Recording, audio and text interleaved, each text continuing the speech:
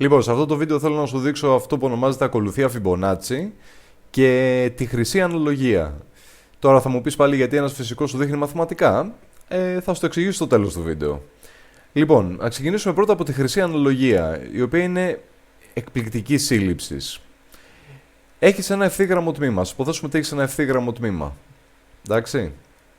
Δεν θα ήταν πολύ ωραίο αυτό το ευθύγραμμο τμήμα να το χωρίσεις σε δύο μέρη. Ας πούμε, από εδώ μέχρι εκεί να είναι το α και από εδώ μέχρι εκεί να είναι το β.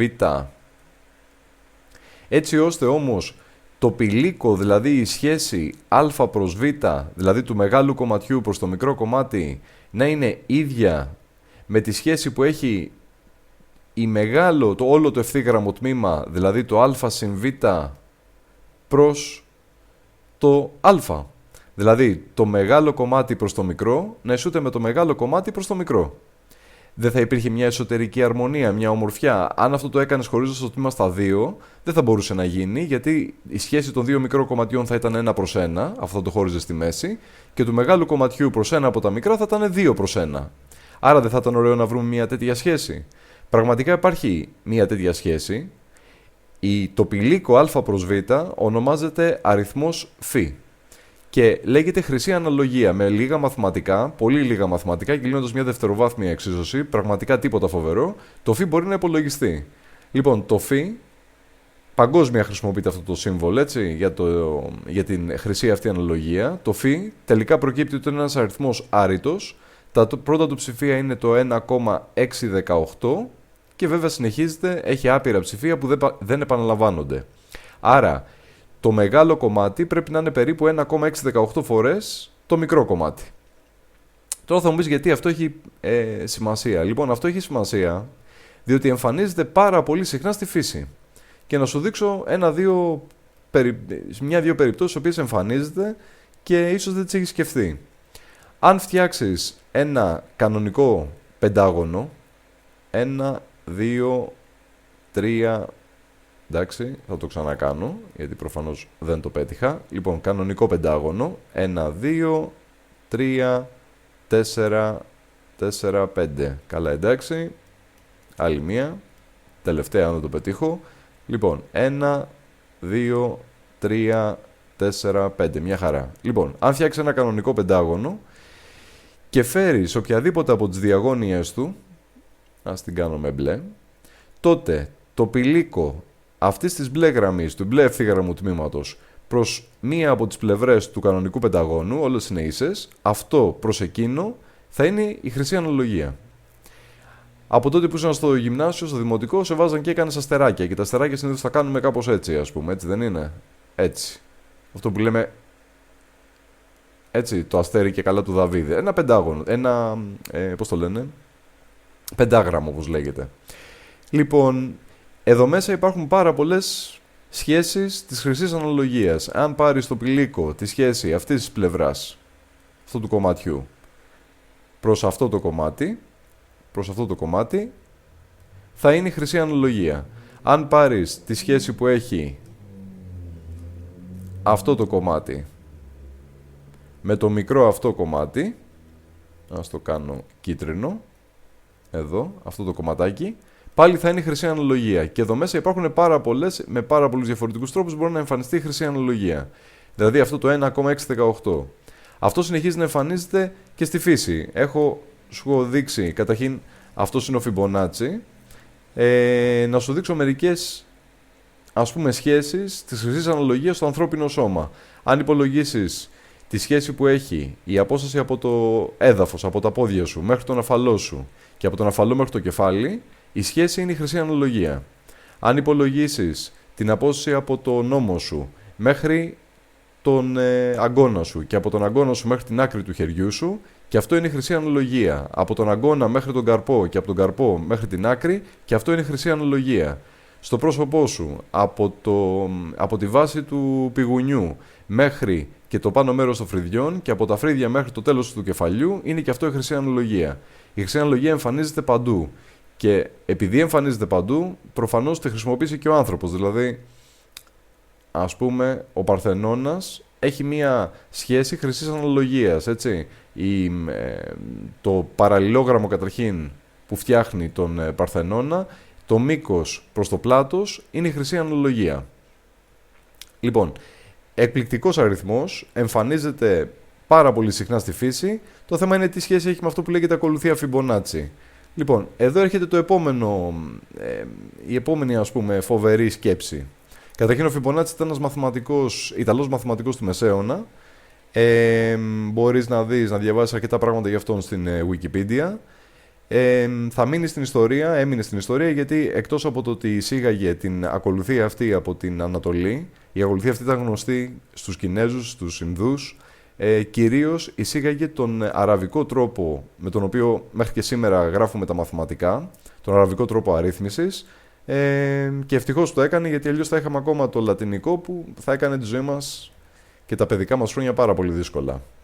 Λοιπόν, η ακολουθία Φιμπονάτσι μπορείς να τη φτιάξεις και μόνος σου. Κάνεις το εξής. Ξεκινάς από δύο αριθμούς, το 0 και το 1, και κάθε φορά προσθέτεις τους δύο τελευταίους. Δηλαδή 0 και 1, 1. Οι δύο τελευταίοι είναι το 1 και το 1. 1 και 1, 2. Οι δύο τελευταίοι είναι το 1 και το 2. 1 και 2, 3. 3 και 2, 5. 5 και 3, 8. 8 και 5, 13. Έτσι. 13 και 8, 21 και τα λοιπά και τα λοιπά και τα λοιπά. Δηλαδή κάθε φορά προσθέτεις τους δύο τελευταίους αριθμούς για να προκύψει ο επόμενος. Αυτή η ακολουθία έχει σχέση άμεση με τον αριθμό φ. Και θα στο δείξω χρησιμοποιώντας ένα κομπιτεράκι. Αν καθίσεις και υπολογίσεις το πηλίκο του τελευταίου αριθμού προς τον πρώτο τελευταίο, εξαιρείς το 0, δηλαδή ξεκινάς από το 1 προς 1, θα δεις ότι καθώς υπολογίζεις τα πηλίκα, το πηλίκο που βγαίνει θα πλησιάζει όλο ένα και περισσότερο αυτό τον αριθμό. 1 προς 1 κάνει 1, 2 προς 1 κάνει 2, 3 προς 2 κάνει 1,5, 5 διά 3 κάνει 1,666, πλησιάζει. Αν κάνεις 8 διά 5, 8 διά 5, κάνει 1,6, πλησίασε ακόμα περισσότερο. Αν κάνεις 13 προς 8, 13 προς 8, 1,625, πλησίασε ακόμα περισσότερο. 21 προς 13, 21 προς 13, 1,615, πάρα πολύ. Και αν συνεχίσεις αυτό και το κάνεις για όλο ένα και μεγαλύτερους αριθμούς, τότε θα πλησιάζεις και θα προσεγγίζεις τη χρυσή αναλογία, το 1,618. Φαίνεται ότι η φύση, γιατί αυτή η χρυσή αναλογία που έχει άμεση σχέση με αυτή την ακολουθία των αριθμών, φαίνεται ότι είναι ο τρόπος με τον οποίο λειτουργεί η φύση. Δηλαδή η φύση, έτσι όπως το αισθάνομαι εγώ, χτίζει σε αυτό που ήδη έχει. Δηλαδή έχεις τους δύο αριθμούς 1 και 1, ο επόμενος αριθμός θα χτιστεί από τους δύο προηγούμενους. Ο επόμενος αριθμός θα χτιστεί από τους δύο προηγούμενους. Κάθε φορά η φύση χτίζει πάνω στα προηγούμενα που έχει. Λοιπόν, τι θέλω να σου δείξω εδώ τώρα. Θέλω να σου δείξω ένα πολύ ωραίο τρόπο, μπορεί να το κάνεις και στο δικό σου χαρτί, πώς μπορείς να φτιάξεις τη σπήρα, τη χρυσή σπήρα, χρησιμοποιώντας τους αριθμούς Φιμπονάτσι. Λοιπόν, κάνεις το εξής πάρα πολύ απλό. Έτσι, τώρα δεν ξέρω πόσο θα το πετύχω, θα προσπαθήσω να το πετύχω. Ξεκινάς και φτιάχνεις τετράγωνα με πλευρές τους αριθμούς Φιμπονάτσι. Άρα, στην αρχή θα φτιάξουμε ένα τετράγωνο πλευράς 1 επί 1. Μετά άλλο ένα τετράγωνο πλευράς 1 επί 1. Αυτοί είναι οι δύο αριθμοί 1 και 1. Τώρα θα φτιάξουμε ένα τετράγωνο πλευράς 2. Άρα εδώ, πλευράς 2. Έτσι δεν είναι.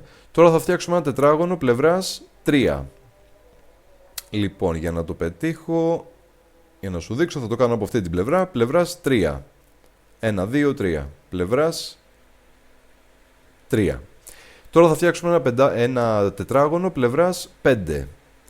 1, 2, 3, 4, 5. Αν παρατηρήσεις, στα τετράγωνα που φτιάχνω, εφόσον χρησιμοποιώ τους αριθμούς Φιμπονάτσι, η αναλογία τους, των πλευρών τους, πλησιάζει τον αριθμό φ, έτσι. Γιατί έχουμε 5 προς 3, 3 προς 2 κτλ. Θα μπορούσα τώρα το επόμενο τετράγωνο που θα φτιάξω να είναι πλευράς 8. Θα Θα προσπαθήσω να το κάνω, να δω λίγο αν θα βγει το ωραιότατα. Λοιπόν, 1, 2, 3, 4, 5, 6, 7, 8. Το ίδιο και από την κάτω πλευρά, πλευράς 8. Έφυγε λίγο. 1, 2, 3, 4, 5, 6, 7, 8. Ωραία. Λοιπόν, τετράγωνο πλευράς 8 και τα λοιπά. Άρα, τα τετράγωνα αυτά είναι φτιαγμένα χρησιμοποιώντας αριθμούς Fibonacci. Εάν ενώσεις τις κορυφές των τετραγώνων, θα φτιαχτεί η χρυσή σπήρα. Λοιπόν, θα προσπαθήσω να το πετύχω. Είναι κάπως έτσι. Έτσι. Στο τετράδιό θα γίνει πολύ πιο ωραίο. Τώρα με τον υπολογιστή δεν το πετυχαίνω πολύ καλά. Κάπως έτσι. Αυτή είναι η χρυσή σπήρα. Και αν συνέχιζε, αυτή θα πλωνότανε. Πού εμφανίζεται αυτή? Εμφανίζεται στη φύση. Και μάλιστα πάρα πολλές φορές. Για παράδειγμα, εδώ σου έχω βάλει από τη Wikipedia για να δεις πώς υπολογίζεται και η σταθερά αναλογία σε αυτή, η χρυσή αναλογία. Λοιπόν, πού εμφανίζεται αυτή η σπήρα? Αυτή η σπήρα εμφανίζεται καταρχήν στους κοχλίες των κοχυλιών. Εμφανίζεται, βλέπεις, ο κοχλίας. Εμφανίζεται στα λουλούδια. Αν συνεχίζεις στις σπήρες του γαλαξία κλπ. Δηλαδή, αυτός ο αριθμός, αυτή η σειρά των αριθμών και αυτή η σχέση που έχουν μεταξύ τους, αυτή η εκπληκτική σχέση που έχουν μεταξύ τους, εμφανίζεται παντού στη φύση και προφανώς και ο άνθρωπος τη χρησιμοποίησε για να φτιάξει τους ναούς του, τα αγάλματά του, νομίζω ότι εδώ πρέπει να έχω και την εικόνα, αν δεν κάνω λάθος, και εικόνες από ζωγραφική, υπάρχουν εδώ. Ναι. Και εδώ, ας πούμε, οι πίνακες ζωγραφικής έχουν ο Λεωνάρντο με τον Βιτρούβιο άνθρωπο και εδώ το ίδιο. Πίνακες ζωγραφικής έχουν εμπνευστεί από τη χρυσή αναλογία. Αγάλματα, ναοί, γιατί προφανώς πολύ γρήγορα ο άνθρωπος κατάλαβε, τέλος πάντων κατάλαβε κάποια στιγμή ότι αυτή η σειρά των αριθμών κρύβει μέσα της αυτή την αρμονία, έτσι, αυτή τη σχέση μεταξύ της μεγάλης πλευράς και της μικρής πλευράς ενός ευθύγραμμου τμήματος, αλλά ευρύτερα για τον τρόπο με τον οποίο αυξάνεται η φύση σε εισαγωγικά. Ότι έτσι όπως ξαναλέω το αισθάνομαι εγώ, η φύση κάθε φορά πατάει σε αυτά που ήδη έχει. Για να φτιάξει αυτόν τον αριθμό, χρησιμοποιείς τους δύο προηγούμενους. Τον επόμενο αριθμό, τους δύο προηγούμενους κτλ.